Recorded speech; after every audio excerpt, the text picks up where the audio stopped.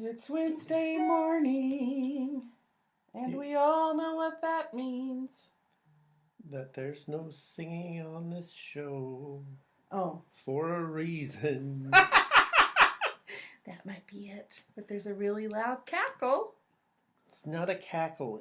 It's the peals of laughter ringing out across the land. You think? Yes, it's the peals of laughter. It's not a cackle. Okay, awesome. Cackle has got such a negative connotation to it. You don't wanna be labeled as a cackler. True. I don't. But laughter doeth good like a medicine, so they say. Okay. So it's Wednesday morning. We're back with you here on Building Bridges with Steve and Melisa. We are continuing our series on road rules to a better relationship. Last week we talked about making a right turn. And today we're going to talk about the opposite of that, which is not making a left turn. It's making a wrong turn, which is wrong turns. Which is how so many people find themselves in our office looking for help. Is they just, they're chugging along, their marriage is going well, somebody makes a wrong turn, and before you know it, you're in a different town, you don't recognize your surroundings, you get frustrated. That never happens to you. Because you don't know where you're at. Does that ever happen to you? When my co-pilot is distracting me with a lot of conversation about stuff that I'm not able to follow, and trying to do two things at once messes me up. But the point is that every time you make a wrong turn, right, you can make a correction and get back on the right path. But there are a lot of common wrong turns that couples make that we want to warn you about so that you can avoid them altogether. Okay. Doesn't that sound like a brilliant strategy? That sounds amazing. I think that, hey, I should think that's a great idea, right? Right. Melisa was sort of tugging me in a direction earlier in the show. Oh, I was? Who knew? Yeah, it was very subtle. Nobody saw it. But that's for sure. I didn't even see it. Did I see it? You're not being honest, are you? You're being facetious? Honestly, I have no idea what you're talking about. Not the first time, not the last time that'll happen here on Building Bridges with Steve and Melisa. For instance, we'll be going somewhere, and Melisa will be, say, playing a game on her phone. I never do that. Happens all the time. And I will be driving, and I'm pretty confident I know where I'm going, and all of a sudden, I'm not. All of a sudden, I missed a turn, or I confused 77 with 44, and they're not the same road. They're not, nope. And I will be not where I wanted to be. I will be a little bit lost, and I'll get really, really frustrated. And especially if we're going on an extended road trip to some place we're not familiar with. Melisa will always be going, oh, this is okay. This is just a scenic turnout. Oh, I've never been here before. So this is a good thing because God wants us to see new things. And what's not to love about that? And I'm like, no, it's not. It's bad. Badder. And so the wrong turn is not the best thing, but it's also not the worst thing, especially if you either A, learn from the wrong turn. If you go take a wrong turn and you discover a new part of town that you've never been to, and it's cool and it's a plus, then you've learned from the wrong turn and you've gained from it. Right. The other way the wrong turn is not necessarily bad is if you correct yourself and get back to the right turn. Get back to the right path. and you can do things like, oh wow, I'm so grateful we're in a better place. And that's a good thing for your marriage if you can learn gratitude and learn to appreciate what you have because of the places you've been to that you never wanted to go. Right. So there's a lot to be learned and benefited from the wrong turn as long as you visited and don't choose to live there. Right. So we have some examples of wrong turns in relationships that we want to talk about today. The first type of wrong turn people make in a relationship is when you try to fix something that's not broken. You know, right. There's something that my wife is fond of saying when we're talking to couples about the needs of men and women in a relationship. Mm-hmm. She'll say, they're not broken, God just made them that way. Right. That's not what's wrong with us. That's how God made us, right? Right. And here's the thing, is if God made somebody, for instance, me, God made me. He did. Do you concede that point? Do I at least get that one in the I honor right? that point. That's right? That is an actual, true, really awesome statement. Okay, so God made you. He made you beautifully, fearfully, and wonderfully made. God knew you before the foundation of the earth, wrote a book about you, and sent you to the earth to live out your book. Okay. Well, that's not on topic, but that's good wisdom. It's still true. Good wisdom. So with that, everybody take that and run with it, and we'll see you back next week at 8 o'clock here on Building Bridges with Steve and Melisa. And there you go. But I don't think that's the end of the book, the page in your book today. Right. And here's the thing is, you would say this about me, and have on dozens of occasions. I talk slower than you. That's true. And when we get in conflict, I talk even slower. Okay. He does. And you know what happens when when I get passionate, you talk faster. And faster and faster and faster. and oakier and oakier and oakier. I do. So, what happens when you try to make me talk fast? I end up interrupting you. You either end up interrupting me or I get frustrating because I'm not able to say what I want to say because I need to think it out and plan it out in my head before I say it. My husband does this really interesting thing. I, of course, never do this, but he does it all the time. If you know both of us, you know this is 100% true. Steve thinks literally about every word and every punctuation mark before it comes out of his mouth. And I'm always as surprised about what comes out of my mouth as everybody else in the room with me. He's just smarter than me, y'all. So when you try to make me do something different than how God designed me to, it doesn't work out well for either of us. It doesn't. That's not cool. That's why it's so important not to try to fix something that isn't broken. And here's the other thing about that. Mm-hmm. How good are you at fixing me? I have no capacity to fix Steve. In fact, nobody has any capacity to fix anyone else. We can encourage them, we can support them, we can challenge them, we can lead them, but at the end of the day, whether or not someone decides to change is solely on that person.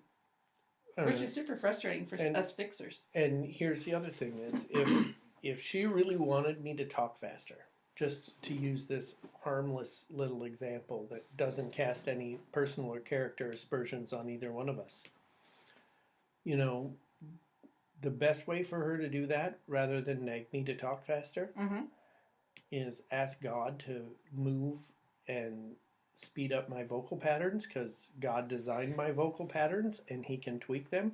If you are growing tomatoes,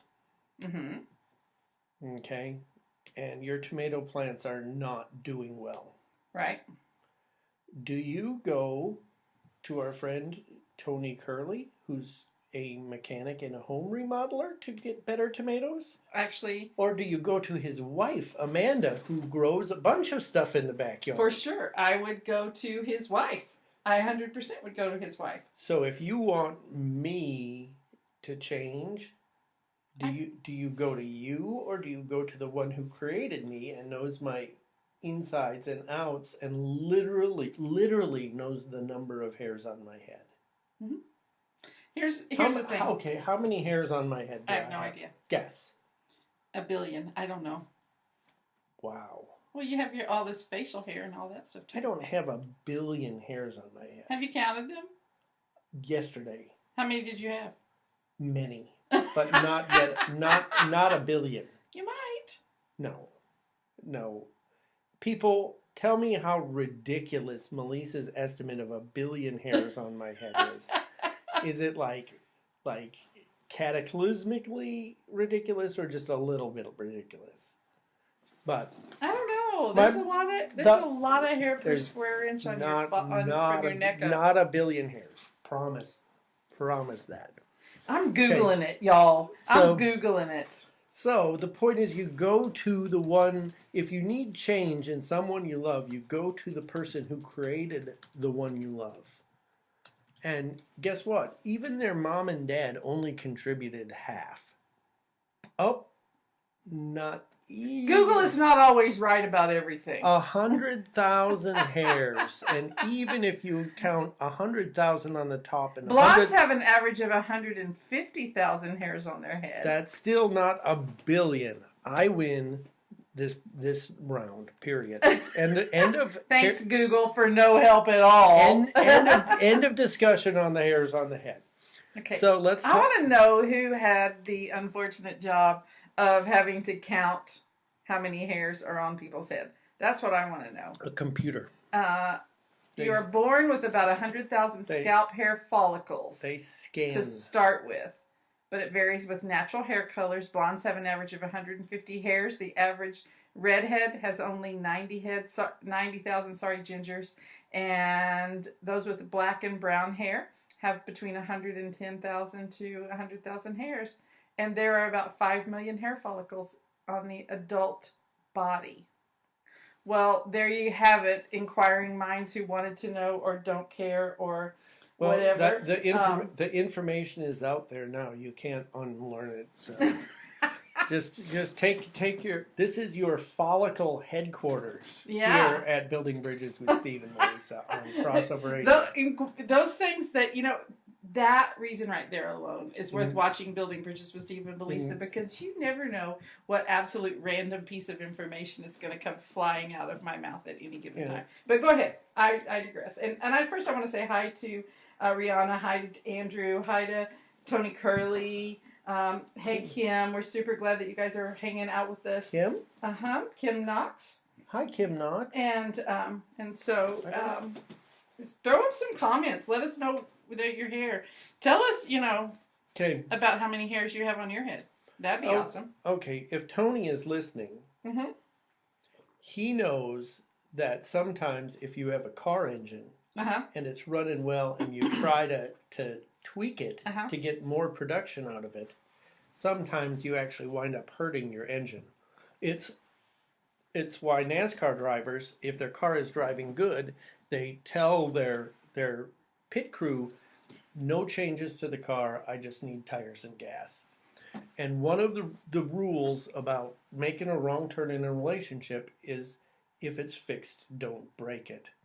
Okay, the other thing that we want to talk about is our awesome sponsors. We sprinkle them in. We do. Throughout the day. They're like confetti. We just kind of go, we should get like little confetti cannons. And then on the commercial break... Let's not get the kind like Joe Biden had at the Democratic all 8... Well, we need those kinds so they're easier to clean up afterwards. That's we just pull a string and like 5 streamers shoot out and fall down on us to bring our commercial sponsors in. But we'll be right back with Building Bridges with Steve and Melisa on Crossover Radio. That was Radio with a purpose. Trying to get us to the commercial break. Abrupt transition, but we'll be back in just a flash here. Don't go away. Neuro Renovations is a faith-based chiropractic office that specializes in treating warriors, yet it's gentle enough for your kids. They work at freeing the nervous system so it can send full signal to the body. Their treatment is tailored specifically for your needs rather than putting people into a mold. Call or stop by for new patient specials and mention Crossover Radio for an extra 10% off.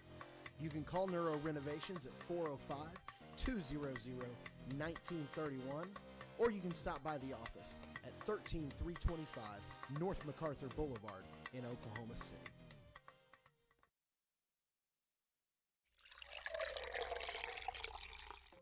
Ah, do you hear that? That means the start of a good day in my household.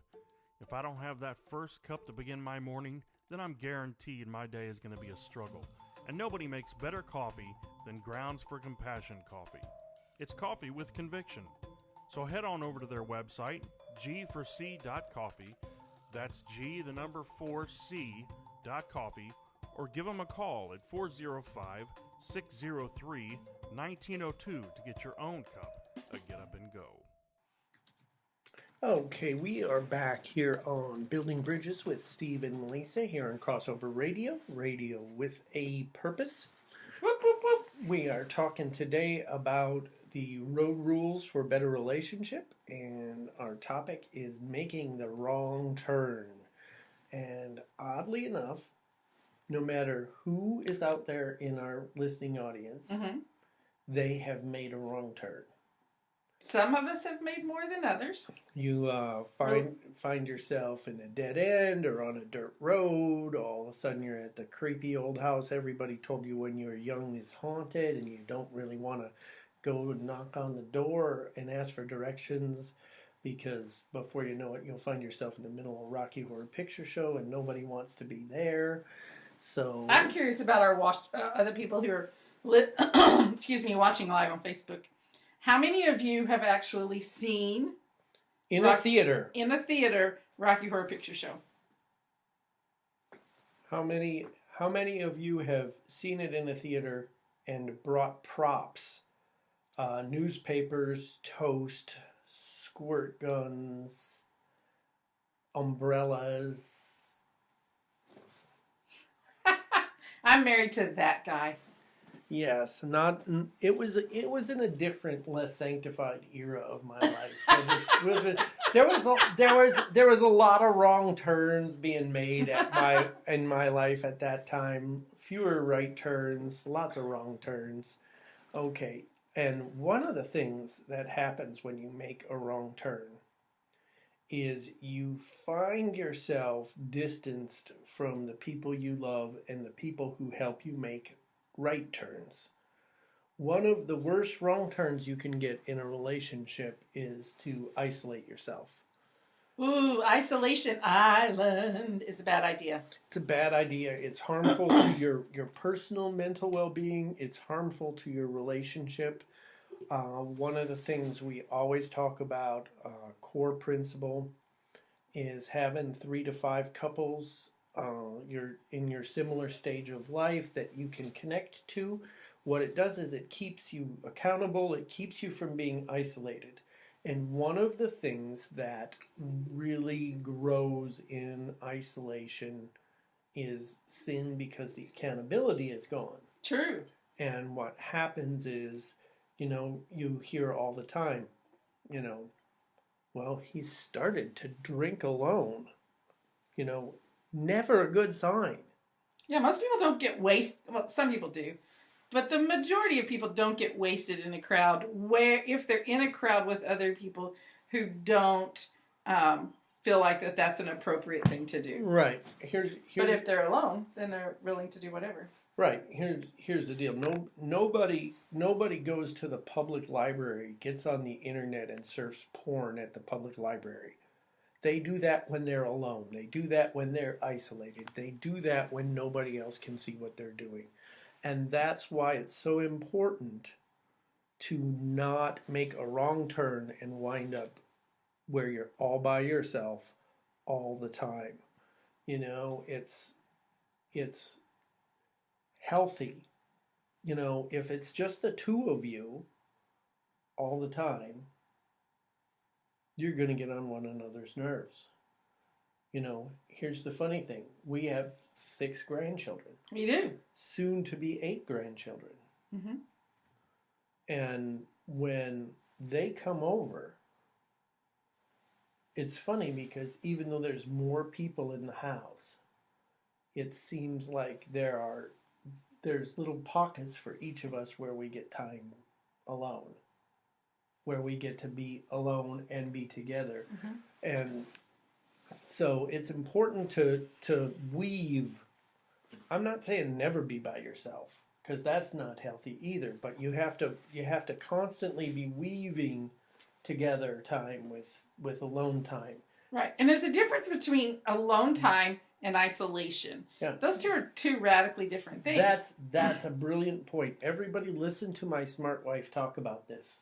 And so, you are alone when you're on the deck doing your prayer time. I am. There are times when I'm alone and I'm by myself, but there's not that doesn't mean that I'm isolating. Isolating is this concept of I don't let anyone into my space. I don't let anyone into my inner circle. I don't let anyone in. And here's where it goes really wrong a lot of times in marriages is because people use isolation as a punishment for their spouse. They either freeze them out, and they don't talk to them, and they don't have anything to do with them, or they leave them stranded alone by themselves. Somebody gets mad and they just get in their car and they drive, and the person who is left kind of in the dust there doesn't know what to, they're feeling isolated and left out. And that is when isolation really becomes profound. The other time that people isolate themselves is something Steve talked about earlier. It's when when they're busy committing sin in their relationship.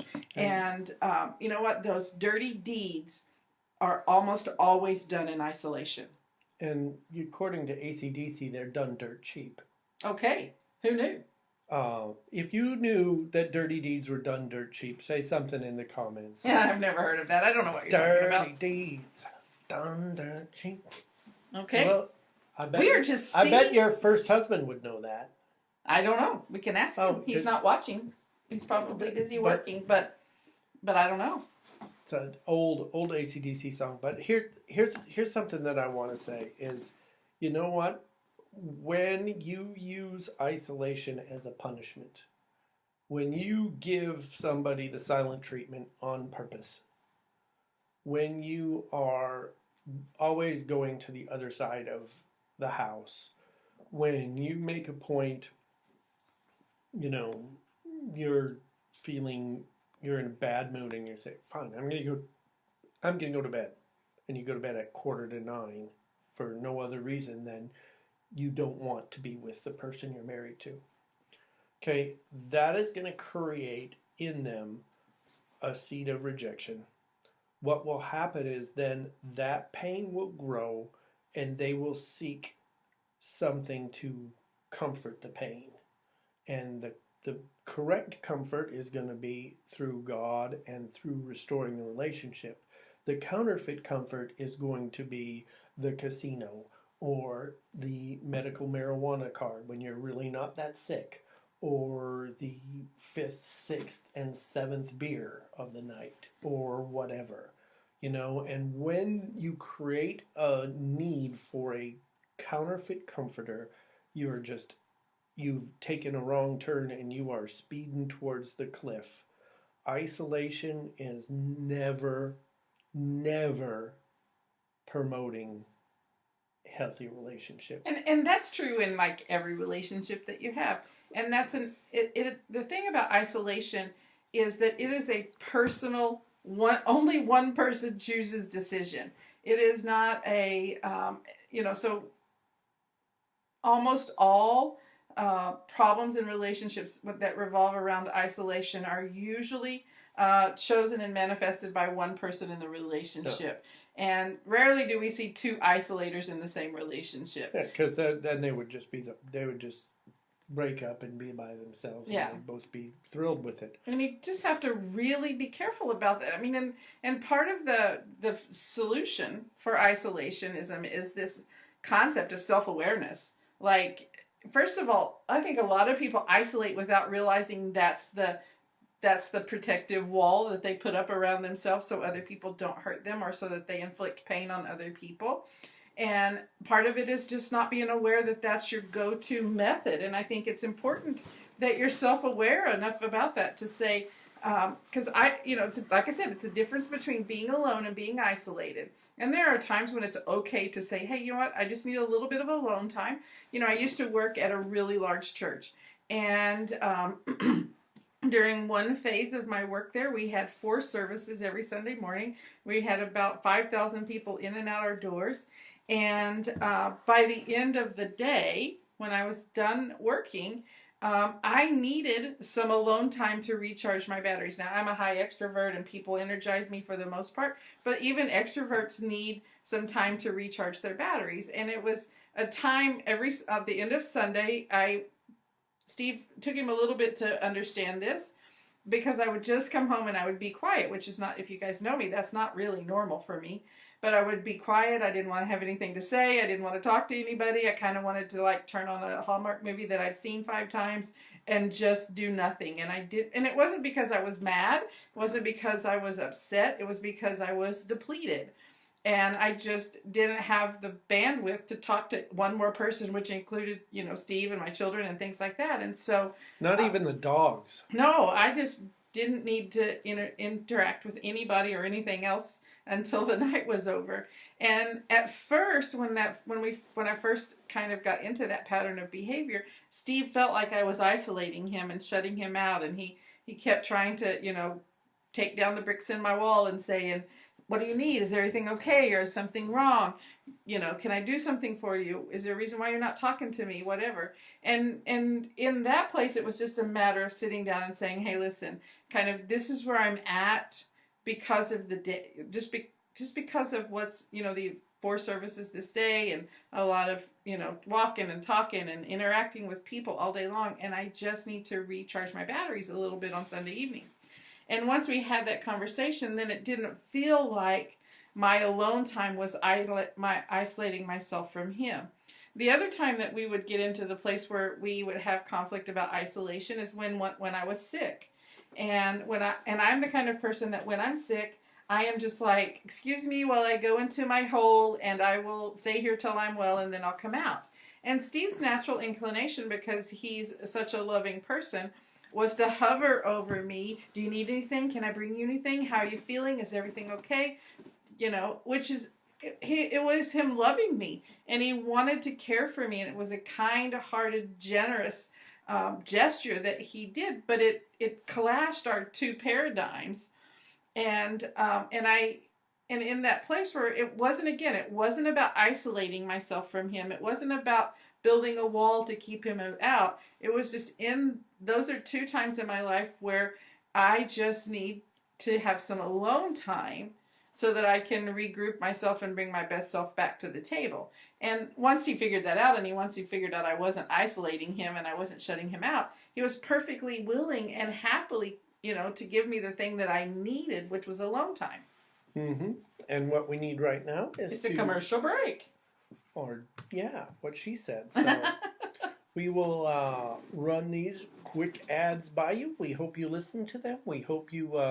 share our Facebook. You share our Facebook. We hope that you visit our sponsors. And we will be back in about a minute. The Children's Center Rehabilitation Hospital in Bethany is a faith-based nonprofit organization specializing in the care of children and teenagers with complex special needs.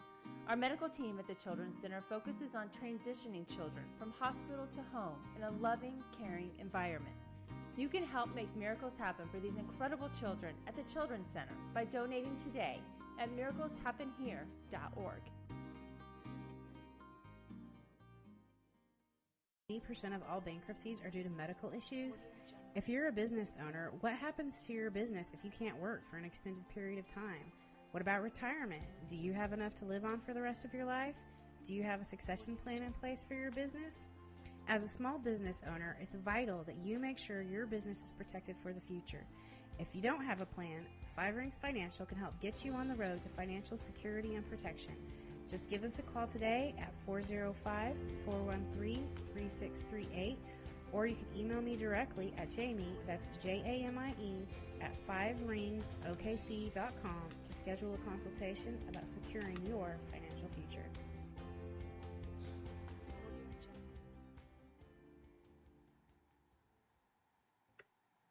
Welcome back. Thanks for sticking with us through that break.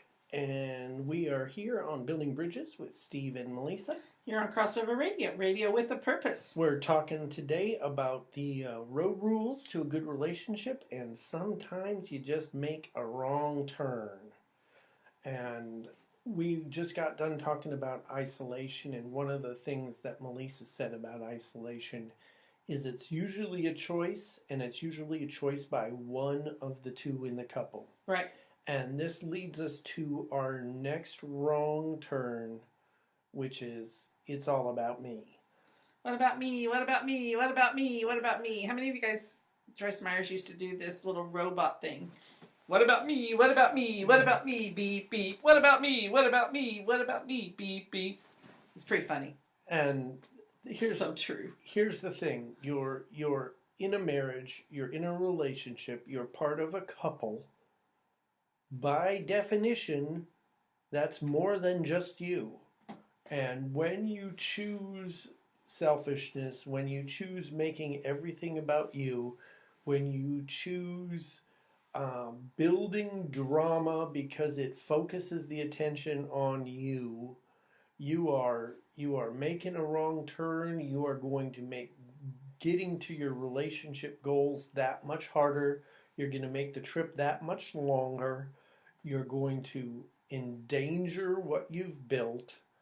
Selfishness is a horrible virus that attacks relationships. It is not something that is terminal. If it sticks around, it will get the relationship awfully sick. But what you have to do is you have to get over yourself. You have to understand that there are two of you in the relationship. There may be 4 or 5 of you in the family, or 6 or 7 or 10. Or, 19 or more. 21 or... if you've got 21, hopefully you got a lot of bedrooms. But the fact of the matter is that when you get into a bad place mentally, all of a sudden, all of your statements have a first-person singular pronoun. Why is all this happening to me? I can't catch a break. My life is horrible. All of those are first-person singular pronouns. If you are in a relationship and you are using a lot of first-person singular pronouns, go back to grade school grammar class and learn what the plural pronouns are. Right. We, us. Right. Them. They. And part of the thing, one of the ways you can really check this, and this is like kind of a dart to the heart if we're not careful, but one of the ways you can check dart to the heart and you're to blame. You give love a bad name. And it continues. That's not the right lyrics. It's not dart to the heart. It's shot to the heart. Just in case you're wondering. Okay. I don't want the music people out there to think, oh my gosh, Steve doesn't even know the lyrics. Because my husband is the smartest guy I know. No, but I'm not even the smartest guy you know. I can name several people you know who are smarter than me. I don't know them. Eddie Shearer is smarter than me. Dave Paul is smarter than me. I don't know about that. Garnet Pike is smarter than me. Okay, you might win on that one. Yeah, there are lots of guys who are smarter than me. But anyway, here Coral Lumpkin is smarter than me. You want to know how to check yourself to decide how just in selfishness and it's all about me you are? Take a look at your prayer life. Well, first, if you don't have one, you better start one. Get a prayer life if you don't have one. But we're assuming that it's a Christian radio station. Most people have a prayer life. And my question to you is, when is the last time you prayed a prayer that didn't include these words? Me, my, or I. When is the last time you prayed a prayer that it didn't include me, my, or I? Right? Because even in our prayer time, even in our prayer life, we have this giant tendency to go to the Lord and talk about me. Now, sometimes when I'm mad at Steve, I'll go to the Lord and talk about him. Like, excuse me, sir, but you have a problem with your son, and here's the ways that you should deal with him. Well, like, God needs my direction. If the problem with his son is about Levon Lumpkin, I can totally understand that. That would be a problem with your son. Well, he's also God's son, but yeah. I just like to think that I'm a little bit better than that. I don't have any problems. Trust me. And I have gone to the Father with those very words before. And here's the thing, is that selfishness is in every single one of us. Every single one of us. We're born with it, really. Yep. It's like having a car and you have this... It's not aligned properly, and it always pulls to the left. Uh-huh. You know, the selfishness is always trying to pull your car off the road that you're supposed to be on and onto a wrong turn. So get in your Bible, get your alignment done so your car can drive straight and not want to pull you off into a wrong turn. And you know what you do? You know what you do when you feel the car tugging to the left? What? You serve. You do something intentionally for someone else for no other reason than it's for them. Well, and I think when we put other people first, we operate under God's plan, right? And we put ourselves in that place where God can bless us. God's called us to be servants. God's called us to serve and honor other people. And that's so incredibly true in marriage. And here's the thing. If I am busy serving Steve and Steve is busy serving Melisa, we all have our needs met. It's when we spend our time where we're focused on me, what do I need, what do I want, how do I feel, why is everybody picking on me, like what's wrong with me, and we get in this sort of whirlwindy, whirlpooly kind of downturn that takes us down to the pit of despair, because when we live our life from a selfish viewpoint, we always lose. And here's the thing. The truth is this. We've worked with a ton of couples over the years. I mean, hundreds of couples over the years. And here's the one thing that we find to be true. Selfishness always destroys relationships. It always wounds them. It always just puts them in a bad place. And most of the people who come to us for help with their marriage come because they have no ability to communicate and they can't connect through communication. But 90% of those people who can't connect through communication spend an awfully lot of time talking about themselves and what I want and what I think and what I feel and what the other person did to me and why the other person did me wrong and why what I'm not, and it's just what I'm not getting, a recipe for disaster. What they're not doing for me. Yeah. You know what? Stop worrying about yourself. Start worrying about the person you're married to. Start saying, what do they need? What can I do for them? Here's the deal. You can have first person pronouns in your sentence. What can I, first person singular, do for her, third person? As long as our first person singular pronoun is being moved to action on behalf of somebody else, we're fine.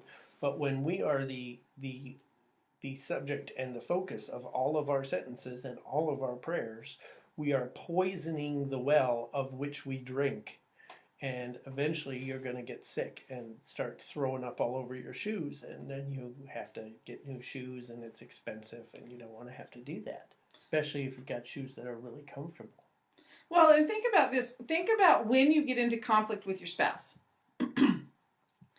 Really, when we get into conflict, why are we in conflict? Like, what is the thing? What is the problem? Well, I don't like the way they're behaving. Well, they're not considering me. Well, they've treated me bad. Well, they're acting ugly.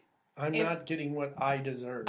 I'm not getting what I deserve. I'm not getting what I need. And so when you allow yourself to live from that space of, well, they don't think about anybody else but themselves, because that follows right behind I'm not getting what I want, into, well, they don't think about anybody but themselves. They're always selfish. They're always doing what they want to do. They don't care that I think about, or they don't care that I've asked for, or they don't care about me because they're thinking about them. And selfishness is at the root of an enormous amount of conflict in relationships. I'm going to do this because I want to. Mm-hmm. That's a double I, and that doesn't have a them or a you anywhere in the sentence. I'm going to do what I want because I want to, mm-hmm. or because I deserve it. You know what you deserve? Hell. Sorry. We don't get what we deserve. What we do is we live our lives for others so that we can show that we understand why Christ died to give us what we don't deserve. Right. And it goes back to something that we teach all the time about husband and a wife are an example of Christ in the church. Right. And here's the thing. Really, this is for some reason, this is a really difficult place for people to crucify. The Bible says we crucify our flesh every day, man. And selfishness is the hardest place for people to seem to want to crucify their own flesh and put their needs behind the needs of their spouse. And there's this fear that comes along with it, that if I don't put my needs first, I'll never get my needs met. Right. And you don't have to leave your flesh on the grill all day long till it's like well done. You just put it on the grill and it makes that sear sound, and you get some grill marks, you flip it over, you get some grill marks, and you take it off. You let it rest, and then the next day you put it on the grill and do the same thing. And as long as you're crucifying your flesh every day, it's going to enable you to not always be, it's all about me, it's all about me, it's all about me. And right now, it's going to be all about the commercials. Okay. For 37 minutes and 33 seconds. You out there in audience land, you've got 93 seconds to give to these fine sponsors. And then we'll catch you on the other side here on Building Bridges with Steve and Melisa. Has your business or organization spent a fortune on printers only to have them break down constantly and need maintenance or other care? Try Cartridge World's Why Buy a Printer program. It's completely customizable to your business's needs, and they bring the printer to you with no upfront costs or maintenance fees. Just purchase your toner and ink through Cartridge World and let them take care of the rest. So stop by or call Cartridge World today and stop fighting with your printer. You can call 405-359-8765 or stop by at 1704 South Broadway in Edmond.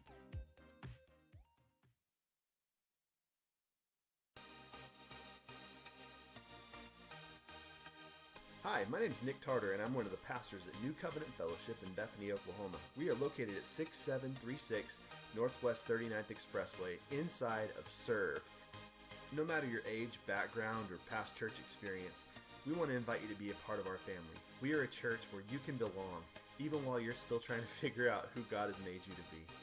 We meet each Sunday morning at 9:30 a.m. right here at Serve for small groups, and at 10:45 a.m. for our community worship celebration. We also meet on Wednesday nights at 7 o'clock p.m. to talk about gospel and what it looks like to live together as a Christian community. You can find out more about us by visiting newcovenantokc.org, or, of course, you can just come by for a visit. I look forward to personally greeting you when you do. Welcome back to Building Bridges with Steve and Melisa here on Crossover Radio with a purpose. In the break, Melisa was scrolling through her Facebook, and she came across some pictures of when one of our granddaughters took a wrong turn with a pair of scissors. Right before the day before her, I think, 4th birthday. Yeah, party. That was a wrong turn. That was a fashion wrong turn. That but she's very proud of herself. That ended in pleased as punch with her ability fiery to cut hair. crash of fashion disaster. But she bounced back quickly and is an adorable, just recently turned 8-year-old. So we're talking about the road rules to a good relationship. Today we're talking about wrong turns. We all make them. They don't doom our relationship to failure, but we need to recognize it's a wrong turn and we need to correct it. In Bible terms, it's called repentance. It's turning away from something that is sinful or damaging or separates you from God. So and if turning to the right thing. Right. If you are doing something that is consistently hurting your spouse, you need to turn away from that. And it's totally within your power. Even people who are addicted can make choices to do differently. And there are people who have developed chemical addictions that have changed the biology in their body. Okay, they need to not isolate themselves, but separate themselves from whatever their problem is. People who are alcoholics need to not go to bars. People who are alcoholics need to let their wives do the grocery shopping so they don't pick up beer at the grocery store. Maybe they could go to AA. That would be good.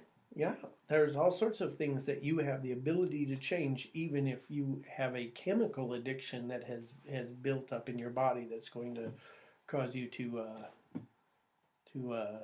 detox in a Violent, physically violent way. So, but what about these people on the road, Steve? How many of you guys are people who follow really close behind another car? I don't. I'm not that person. You think I'm that person? Maybe I have to check my self-awareness when it comes to driving. But we have a son who in the past has been notorious for bumping into the people in front of him who slammed on their brakes because he followed too closely. That's happened to him on more than one occasion. That was he was always right up on everybody's bumper. And sometimes, it's why the world has created the mom seatbelt. The one that you throw your arm across the children or the people in the front seat in front of you as you have to slam on your brakes or something because somebody else slammed on their brakes. So there was a deer or a dog or whatever that looked like in front of you, and you automatically throw your arm out as if that's going to protect somebody from going through the windshield. But what happens in relationships when we're the brake slammers? Well, here's the deal. We have lids on our cups of coffee so that when the brakes get slammed, we don't spill all over everything. Okay. And the thing about it is, what happens in a relationship, you've been hurt in the past, right? You've had a wreck or two on the road to relationship, and things are going really well, and you're thinking, it's never been this good. It's never been this good. And you're afraid of having another wreck, so you slam on the brakes. And the person you're with is totally caught off guard because he thinks everything is going good. And all of a sudden, and he gets, whiplash in his neck. And all of a sudden, your relationship, then you wonder, what did I do? What happened? Why are they all of a sudden not wanting to move forward? Why did they slam the brakes on? And it's because there's a previous hurt that they're trying to avoid repeating. And that's the thing that we talk about, is just because you made a wrong turn in the past doesn't mean you have to make the same wrong turn. Right. But if you have a history of making wrong turns, maybe you have a history of using conflict avoidance to handle relationships. So, that's your go-to method. And so you see this conflict happening, and the first thing you do is start pumping the brakes and running away from the situation so that you never handle or resolve a conflict, because your method of handling everything is to pump the brakes and just stop in the middle of the road, stop in the middle of the conversation, stop in the middle of whatever. Or maybe your spouse has a habit of doing something that's unhealthy, and so you see something that looks like, holy smoke, we are headed down that same path again, and you just slam on the brakes on them, and you're like, oh, no, we're not doing that, we're not going there, we're not doing that, because you anticipate something bad that's going to happen. And when you do that, you never give your spouse that opportunity. Maybe they have changed. Maybe this time they're going to make a different choice. Maybe they're aware of it and they're working on changing a behavior in their life, but you never give them the opportunity to change because you see something that looks familiar and it reminds you of bad decisions that they've made in the past, and so you slam on the brakes and you never give them the opportunity to be the change that they really want to be. And so you have to be mindful of yourself when you're busy, when your natural inclination would be to slam on the brakes in a relationship. Right. And sometimes you slam on the brakes because you're seeing something familiar that you want to avoid. Another situation where we find ourselves slamming on the brakes is when we're heading into something that's unfamiliar and we're scared. Right. Maybe here's a great brake slammer. Maybe you haven't had a real successful relationship, and the relationship you're in is going really well, and you don't know what it's like to be loved well, to be valued by the person you're with, to be with somebody who thinks of you first and not themselves, and you're getting a little jittery, and instead of staying on the road, go back to our first point, if it ain't broke, don't fix it. Mm-hmm. You're in a relationship that's not broken, but you've never been, and you're scared, so you slam on the brakes and you say, we can't go forward, we can't talk about getting married. Our marriage is going well. Why would we talk about having kids? And you slam on the brakes, and it's a jolt to the person you're with.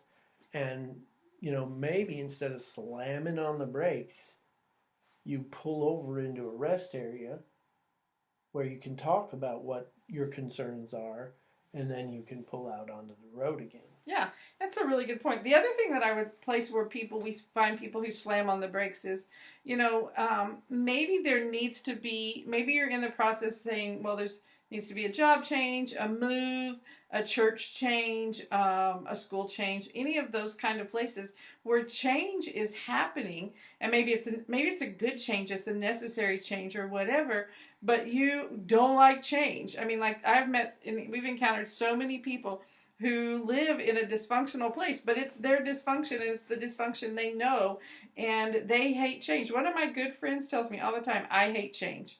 I hate change. I don't like change. Change makes me nervous. I just want everything to be like it is. And I'm like, but there's so much goodness on the other side of change. And while staying where you're at may make you feel comfortable. It may be completely dysfunctional, but it makes you feel it's your comfort. It's your dysfunctional comfort land. How many people stay in bad marriages because they're afraid of change? Well, they slam on the brakes, stay exactly where they're at, even if it's not where they want to be. Right, and what happens is when you continue to do that because you're afraid of change, you don't like change, you've convinced yourself that change is not good, you end up staying in a place where you don't have to. And we're not saying you have to leave your marriage. We're just saying you have to change some behaviors. You have to change the methods with which you do something. Go ahead, you're going to say something brilliant. I can see it. Well, no, I was going to say, you are how many days into your Whole 30? I am on day 9. Day 9 of Whole 30, and you've eaten totally clean. Mm-hmm. And you know what you did today? You slept an extra hour without having taken any sleep aids the previous night. Mm-hmm. Your body feels better. It does. There are positive effects from not staying in the same eating habit. Sure. And it doesn't mean you have to turn your entire life upside down, but there may be areas where you slammed on the brakes because you like your stuff the way you like your stuff, and your life might be better on the other side if you just took your foot off of the wide pedal and put it on the narrow pedal and just it's not like you got to floor it. You just put a little pressure on the Right. narrow pedal, Right. and you can move forward past a stuck place that isn't where you need to be. And here's the thing. Better. Everybody wants better, right? Right. You want a better life. You want a better relationship. You want a better marriage. Better almost never shows up if you stay in the same place and wait for it. Right. Better is almost always on Something the other you side. pursue. On the other side of a change, and sometimes it's small change, sometimes it's a big change, but it's on a change. It's on the other side of change either way, and you're not going to change if your foot is stomped down on the wide pedal. And I think that's true. I think a lot of people miss out on the goodness that God has for them. They miss out on the good relationships that and a lot of times it's like you said, they miss out on the things that they really want because they're afraid to make the necessary changes to get there. They slam on the mom belt. It just had to. Have you I ever just done slammed that before? on the brakes, and then I just want to make sure you're safe. Have you ever done that before in the car? I generally don't, because I'm not a mom. You have to keep in mind that I've never contributed to the birth, so I don't have that natural parenting instinct that you do. There's some truth to that. But anyway, so don't be afraid of change. Don't be afraid of moving forward.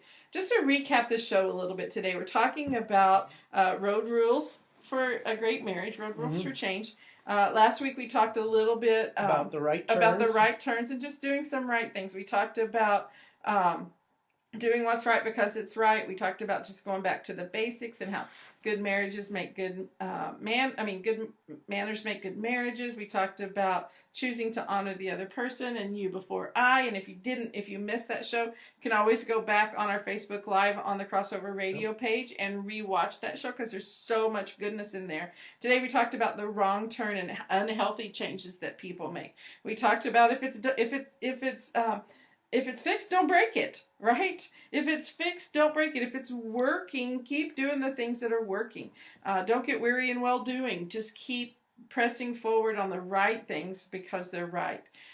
Don't get into isolation. You're not the only one on the road here. You're not the only one in the relationship. When you decide to isolate it, it literally affects everybody else in relationship with you, and that's not cool. We talked about it's all about me and how damaging selfishness can be in a relationship. And it's really one of the most important things you can be mindful of. Absolutely. And get delivered from, for goodness sakes. We talk about, if you start seeing too much I, me, and my show up, you need to serve. You need to be intentional about putting somebody else first to break that cycle. We talked about slamming on the brakes, and you can do that out of fear. You can do that out of not wanting to repeat a bad cycle, but you need to be careful about when you slam them on and how hard you slam them on, and getting the car moving again once you've slammed on the brakes. So hopefully some of the do's and don'ts of the road rules of relationship over the past couple weeks. We hope they've been really helpful to you. We want to just make this offer right now. Maybe you've listened to our show. Maybe you're finding our show some way that we, maybe you found us on Facebook. Maybe you've listened to us on the Crossover Radio app. If you haven't downloaded the Crossover Radio app, go to your App Store, Google Play Store, download it today. Because you can take Crossover Radio with you wherever you go. There's other great programming on Crossover Radio.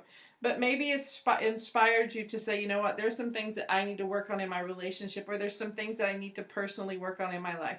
We want to invite you to check out Bridge Builder Marriage Ministry for all of your marriage counseling, pre-marriage, marriage and crisis needs, and your personal and individual counseling needs, because we are here to help you do life well. We're here to help you have the marriage God designed for you to have, and we want you to do that. And you can find us at bridgebuildermm.org.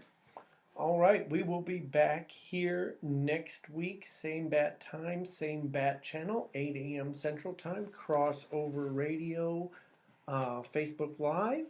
I want to thank you for spending the last hour with us. Hope to see you again next week. We'll be back next week at Wednesday morning, 8 a.m. Central Standard Time here on Crossover Radio. Radio with a purpose.